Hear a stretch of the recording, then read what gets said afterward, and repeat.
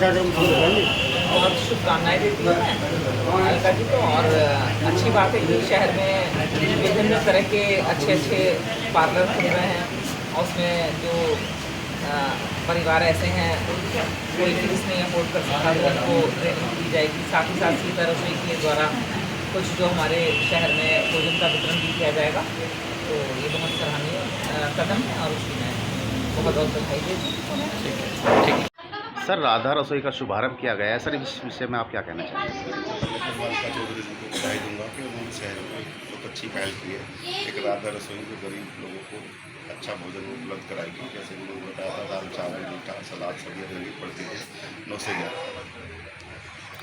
Sir सबसे पहले हम आपका नाम जानना चाहेंगे। उत्तर प्रदेश उपभोक्ता सहकारी संघ का चेयरमैन।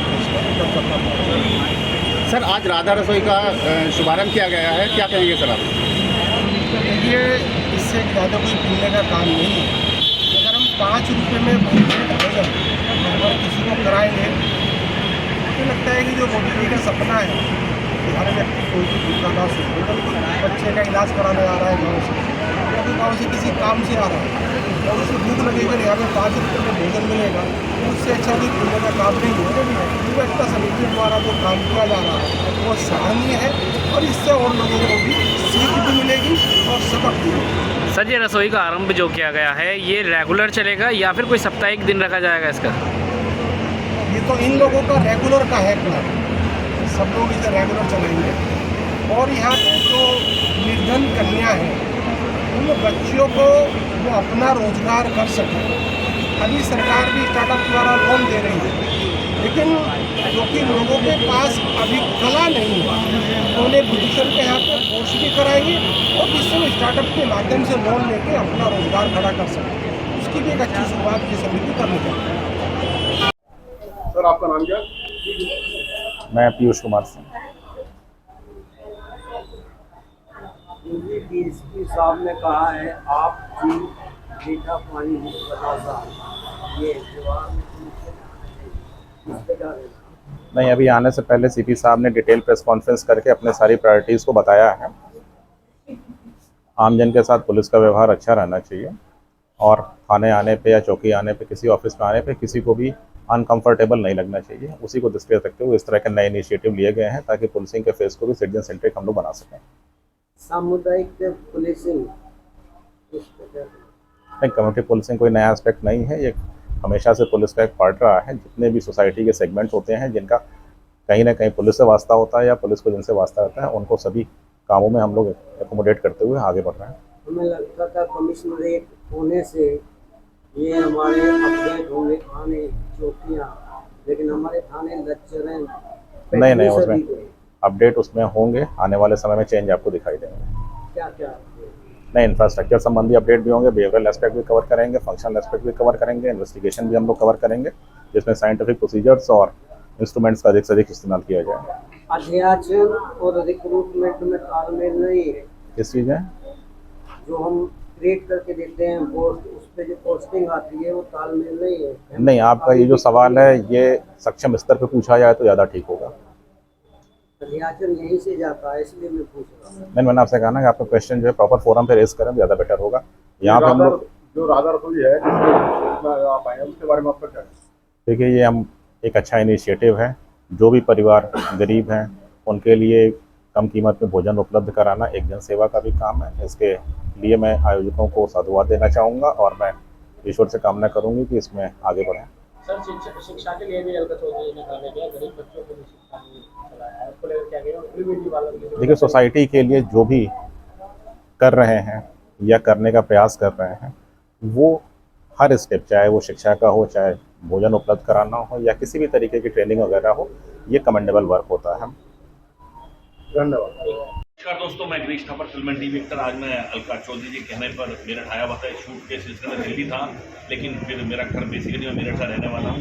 एक सीरियल कर रहा था मैं नेटफ्लिक्स पर, आपने देखा होगा मामला लीगल है पार्ट 1, उसका पार्ट 2 का शूट मेरा दिल्ली चल रहा था। तो उसके कुछ टाइम मिला था, मेरठ आया, अलका जी से मेरी पुराने संबंध है, मेरे बच्चे जैसी है, तो उन्होंने मुझे बोला कि मैं ये कार्य कर रही हूँ, तो मुझे बहुत अच्छा लगा कि यार एक गरीब लोगों के लिए या छोटे तबके के लिए एक नेक कार्य, क्योंकि आज की डेट में कोई इनके बारे में नहीं सोचता, हर लोग अपने अपने जेब भरने में लगे हुए हैं। कहते हैं ना कि जिन्होंने लूटा है सरेआम मुल्क को, उन्हें लफंडरों की तलाशी कोई नहीं लेता, और गरीब लहरों पर पैरे बिठाए जाते हैं, समुद्रों की तलाशी कोई नहीं लेता। और दूसरी बात, मैं अलका जी के बारे में बस यही कहना चाहूँगा कि प्रणाम है इनकी आन को और प्रणाम है इनकी शान को। अगर देखना चाहते हो अलका चौधरी जी के हौसलों की उड़ान को, तो थोड़ा ऊंचा कर दो आसमान को। जय हिंद, जय भारत, वंदे मातरम। हर बच्चे का सपना ये होता है कि मैं भी फिल्म इंडस्ट्री में जाऊं, तो क्या आप भी गरीब बच्चों की मदद करते हैं? मैं बिल्कुल करता हूँ जी। मेरठ और मेरठ के आसपास के जो लोग भी मेरे पास आते हैं, ये इसकी गवाही तो ये राजीव भाई आए हैं, ये भी कई बार मेरे पास बॉम्बे में रहने आए, और जो भी आता, जो मेरे से, क्योंकि मेरी लोगों ने बहुत मदद की थी वहाँ पर, जो मेरठ के पुराने कलाकार थे, तो मैं भी चाहता हूँ कि जो भी इस लाइन के अंदर आना चाहता है, मेरी तरफ से उसका पूर्ण स्वागत है। ये किसी की बकौती नहीं है, हर आदमी अपनी मेहनत, लगन, ईमानदारी से इस काम में आ सकता है। और जो आगे बढ़कर लीड करता है, मैं अलका जी के बारे में एक बात और कहूँगा कि जो आगे बढ़कर लीड करता है उसे हम लोग बोलते हैं सरदार। सरदार किसे कहते हैं कि फूलों की जो करे हिफाजत उसी को खार कहते हैं, खार बोलते हैं कांटे को तर, कि फूलों की जो करे हिफाजत उसी को खार कहते हैं, और इंसान को जो बदल दे उसी को प्यार कहते हैं। सुनो ये दुनिया वालों, मैं बेधड़क होकर कहता हूँ, जो सिर को रख दे दार पर उसे सरदार कहते हैं। धन्यवाद। क्या नाम आपका? पूजा कपिल मिश्रा। ये जो प्रोग्राम अलका चौधरी द्वारा किया गया, इसके बारे में आपको क्या कहना है? देखिए, आज मेरे लिए बड़े सौभाग्य की बात है कि आज अलका जी, जो भारतीय जनता पार्टी के भोजपुर मंडल के अध्यक्ष हैं और युवा एकता सेवा समिति के माध्यम से जो बहुत सारे सोशल वर्क कर रही हैं, और आज उस कड़ी में इन्होंने जिस तरह से ग्लैमर घर का उद्घाटन किया। देखिए, एक नाम से ऐसा लगता है पता नहीं कि किस तरह का एक जैसे कहें बहुत आगे चलने वाले लोगों का होगा, लेकिन इन्होंने जिस तरह से मोदी जी का एक जो मिशन है, सबका साथ सबका विकास, और माँ शाकांबरी शक्तिपीठ के आशीर्वाद से इन्होंने चालू किया। शक्ति है तो शक्ति का ध्यान रखते हुए इन्होंने बेटियों के लिए, उन गरीब निर्धन बेटियों के लिए, क्योंकि दुल्हन बनना हर एक बेटी का सपना होता है, हर एक बहन का सपना होता है, और अगर उसमें पैसा नहीं है तो भी उसको, जिस तरह से मैं अलका जी को बहुत साधुवाद देती हूँ, अभिनंदन देती हूँ कि उन्होंने ऐसा एक पार्लर खोला जहाँ गरीब आकर भी अपने सपने के उस दिन को सुंदर बना सकती है, खूबसूरत बना सकती है।